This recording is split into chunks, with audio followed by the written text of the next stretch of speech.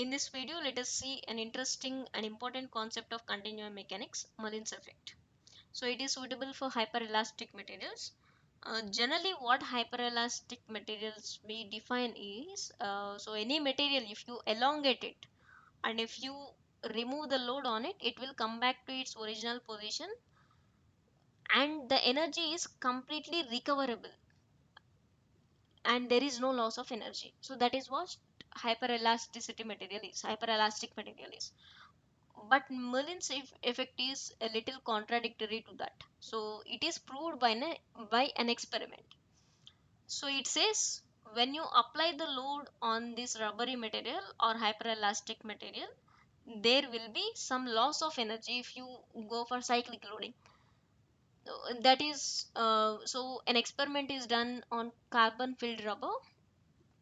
If you see this, if you can understand this diagram, you will be perfect with Mullins effect. So let me say, it is subjected to some cyclic loading. Cyclic loading is nothing but that may be tension, maybe compression. You apply the load on the specimen, you remove it. Again you apply the load and you remove it. Again you apply the load and you remove it. So that is what cyclic loading is. You are applying repeated loads.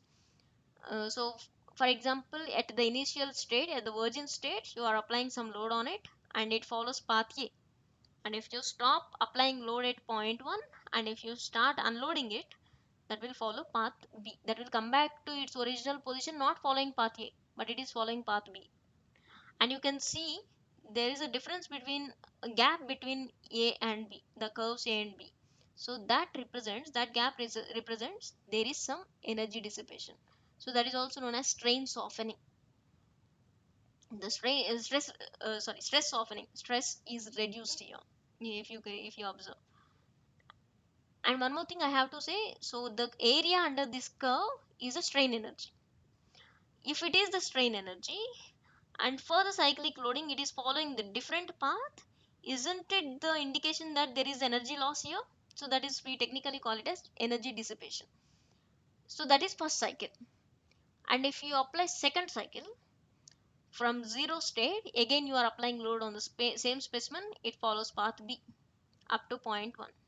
Again it will continue. If you continue to apply the load, it will follow path D. And if you stop at cycle 2, I mean point 2, and if you start unloading, it will follow again path C. And if you again start applying the load, it is following path C while loading. And you can observe clearly the gaps between this is, so I'm exaggerating actually. There will not be this much gaps, so little gaps will be there. That is also because of energy dissipation. So for every cycle he says there is some energy dissipation.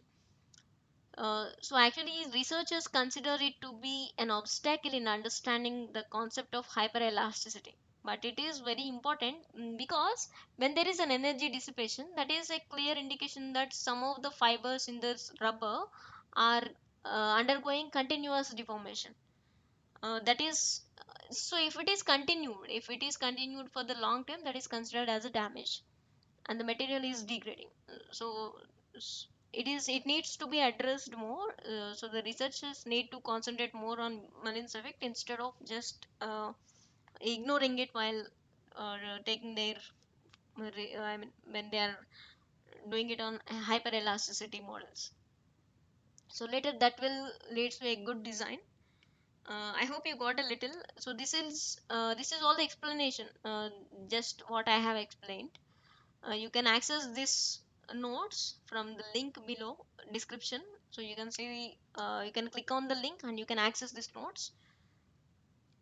If you have any doubts, you can let me know through the comment box.